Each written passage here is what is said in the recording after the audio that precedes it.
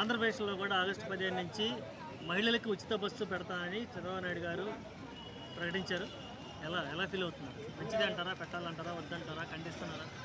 ఖండించడం ఏమీ లేదు. ఉచిత బస్సు పెడితే పేద బిక్కి చిన్న చితక పని చేసుకునేటటువంటి మహిళలకి కొంచెం ఓదార్పు ఉంటుంది. ఆంధ్రప్రదేశ్లో పేద విక్కి ఉన్నారా మేడం? బ్రహ్మాండంగా ఉన్నారు. ఆ, పేద బిక్కీలు చాలామంది ఉన్నారు. ఆ, ఏ భర్తలు తాగుబోతులయ్యి తిరుగుబోతులయ్యి ఇంటిని భార్య పిల్లల్ని పట్టించుకోక తాగి తందనాల రోడ్ల మీద పడి డొల్లుతుంటే ఒక్కొక్క మహిళ పిల్లల కోసం కుటుంబం కోసం తన కష్టాన్ని తన చెమటని ఓర్చుకుంటూ కష్టపడి పని చేసుకొని బస్సులు ఎక్కి వెళ్ళి తిరిగి వచ్చే మహిళలు ఉన్నారు. ఏది ప్రతి ఇంటికి ఈ రోజుల్లో 2 బైకులు ఉన్నాయి మేడం. ఒక టీవీఎస్, ఒక పెద్ద బండి, ఒక స్కూటీ, ఇంకో పెద్ద బండి. అది మామూలేనాయా? ఓలాలు ఇంటికి ఓలాలు, ర్యాపిడోలు వస్తున్నాయి. ఇటువంటి పరిస్థితుల్లో ఈ ఉచిత అవి ర్యాపిడోలు ఓళ్ళాలు ఎక్కి వెళ్ళగలిగే వాళ్ళు ఉండాలిగా.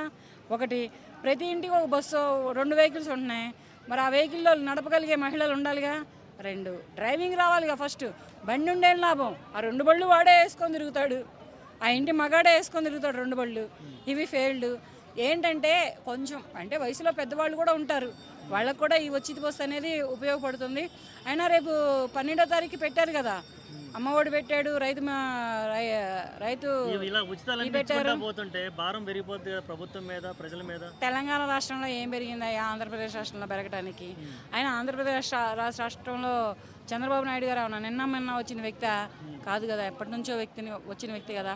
కాకపోతే వస్తున్నటువంటి పథకాలలో వాళ్ళు ఇస్తామన్నటువంటి హామీలలో కొంచెం లేట్ అయింది, కొంచెం జాప్యం జరిగింది. అంతేగాని అది కూడా మళ్ళీ పెట్టాడు కదా. మళ్ళీ పింఛన్లు పెట్టుకున్న మహిళలకి వృద్ధులకి కూడా పింఛన్లు శాంక్షన్ చేస్తానని చెప్పేసి పెట్టారు కదా రేపు జూన్ 12వ తారీఖు నుంచి. ఇంకేం కావాలి?